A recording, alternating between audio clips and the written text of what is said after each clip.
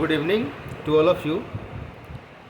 Politics पे चर्चा के इस चैनल पे आज हम लोग बात करने जा रहे हैं हेट स्पीच के बारे में। हेट स्पीच के बारे में बात करना इसलिए भी बहुत ही ज़रूरी हो जाता है कि एक तो हेट स्पीच के बारे में कोई विशिष्ट या ये कह सकते हैं कि निश्चित परिभाषा नहीं है। दूसरी बात यह है कि भारतीय प्रजातंत्र में हम कहीं ना कहीं बार बार इसकी पुनरावृत्ति होती रहती है। तो भारतीय संविधान में, इंडियन पेनल कोड में किस तरीके से ऐसी बातें हैं जिस पे आप देख सकते हैं कि हेट स्पीच को कैसे परिभाषित किया जाता है या इसके क्या मायने हैं, इसके लिए किस प्रकार के दंड के प्रावधान की बात की गई है, ये सारी चीज़ें आज हम लोग इसमें डिस्कस करने जा रहे हैं। चूँकि भारतीय दंड संहिता में जो हेट स्पीच है इसकी कोई भी परिभाषा नहीं है, मतलब इसको आप परिभाषित नहीं करते हैं।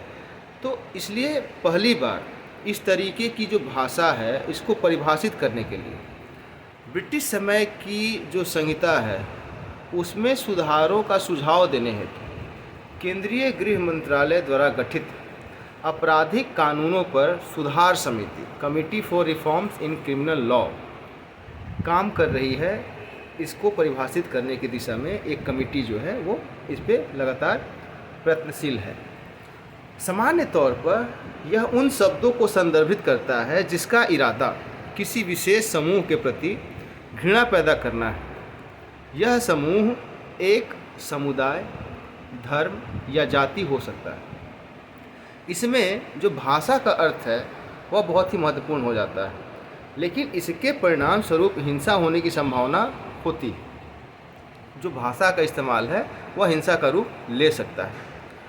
पुलिस अनुसंधान एवं विकास ब्यूरो ने हाल ही में साइबर उत्पीड़न के मामले पर जांच एजेंसियों के लिए एक मैनुअल प्रकाशित किया, जिसमें हेट स्पीच को एक ऐसी भाषा के रूप में परिभाषित किया गया है जो किसी व्यक्ति की पहचान और अन्य लक्षणों जैसे यौन, विकलांगता, धर्म आदि के आधार पर उसे बदनाम, अपमान, धमकी को लक्षित करती है।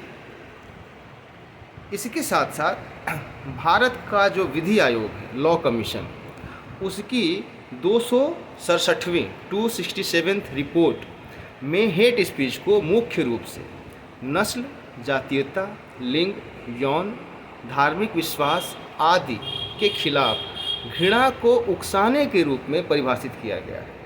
अगर आप उस दिशा में उकसाते हैं तो यह भी हेट स्पीच की मात्रा है। यह निर्धारित करने के लिए कि भाषा अभद्र है या नहीं, भाषा का संदर्भ एक महत्वपूर्ण भूमिका निभाता है। तो भाषाई संदर्भ जो है वह बड़ा ही महत्वपूर्ण हो जाता है।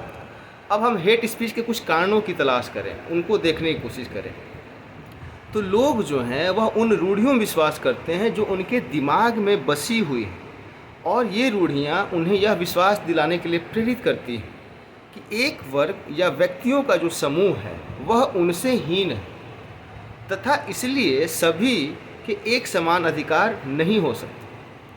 तो हीनता की भावना जो है वह कहीं ना कहीं इसमें आ जाती है।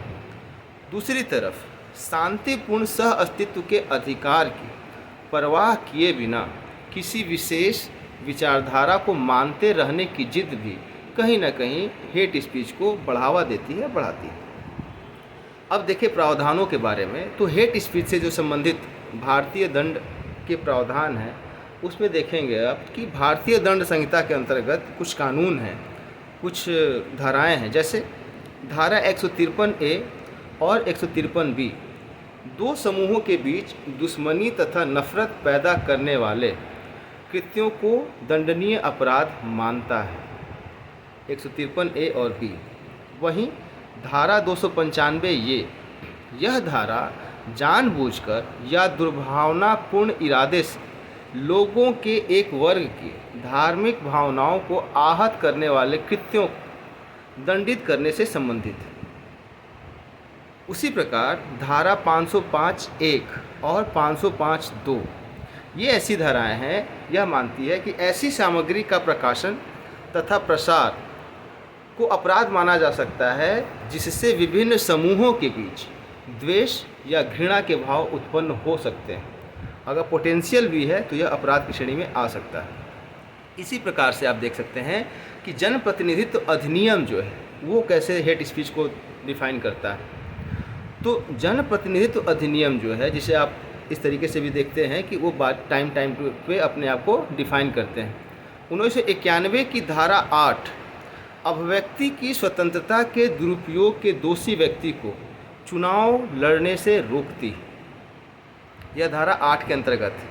उसी प्रकार आरपीए की जो धारा 123 है उसका 3A और 125 यह चुनावों के संदर्भ में जाति, धर्म, समुदाय, जाति या भाषा के आधार पर दुश्मनी को बढ़ावा देने पर रोक लगाती है और इसे भ्रष्ट चुनावी कृत्य के अंतर्गत शामिल करती है।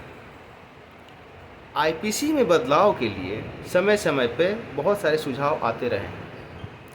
इन सुझावों के आधार पर भी चीज़ें बदलती रही हैं। जैसे 2019 में विश्वनाथन समिति ने अपने रिपोर्ट में धर्म, नस्ल, जाति या समुदाय, लिंग, लैंगिक पहचान, जन्म स्थान, निवास, भाषा, विकलांगता या जनजाति के आधार पर अपराध करने के लिए उकसाने हेतु आईपीसी में धारा 153C(b) और धारा 505A का प्रस्ताव रखा है।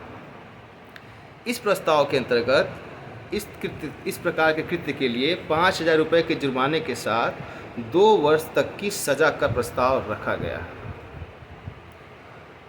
बेज-बरुआ समिति जो 2014 में जिसने अपनी रिपोर्ट दी, तो बेज-बरुआ समिति ने भी आईपीसी की धारा 153C जिसमें उन्होंने मानव गरिमा के लिए हानिकारक कृत्यों को बढ़ावा देने के प्रयास के संदर्भ में संशोधन कर 5 वर्ष की सज़ा और जुर्माना या दोनों तथा धारा 509 का A जिसमें शब्द, इशारा, कार्य किसी विशेष जाति के सदस्य का अपमान करने का इरादा में संशोधन करके 3 वर्ष की सज़ा या जुर्माना या दोनों का सुझाव दिया है।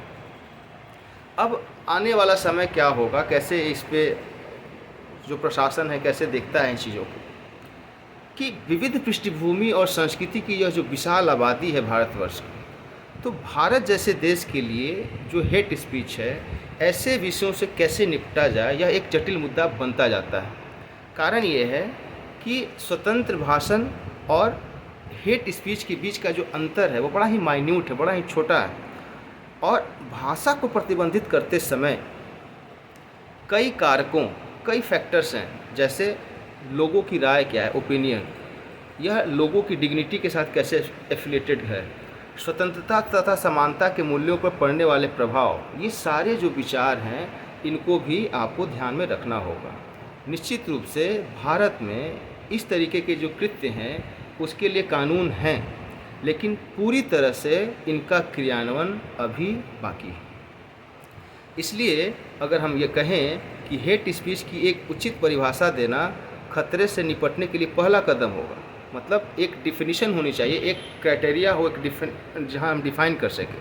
इसके साथ साथ इस विषय पर जनता के बीच में हमें जागरूकता फैलाना अति आवश्यक है। तो जो हेट स्पीच है यह एक ऐसी अवधारणा है जो कि अभी परिभाषित नहीं है, या हम कह सकते हैं जिसको परिभाषित नहीं किया गया है। और भारतीय राजनीति में यह एक ऐसा पहलू है जो कभी न कभी हमेशा जनजीवन को सामान्य से असामान्य बना देता है। तो हेट स्पीच के बारे में जो सुधार हो रहे हैं और जनता में जो जागरूकता की बात है वह अति आवश्यक है, इस पर ध्यान देने की बात है। आज का जो यह प्रकरण है जिस पे हमने बात कही, इसका अगर हम सोर्स कहें, इसको हम एक्नॉलेज करें, तो यह द हिंदू के एक आर्टिकल से बहुत हद तक प्रभावित है। मिलेंगे हम लोग फिर किसी नए विषय पे, तब तक के लिए धन्यवाद, शुभ रात्रि।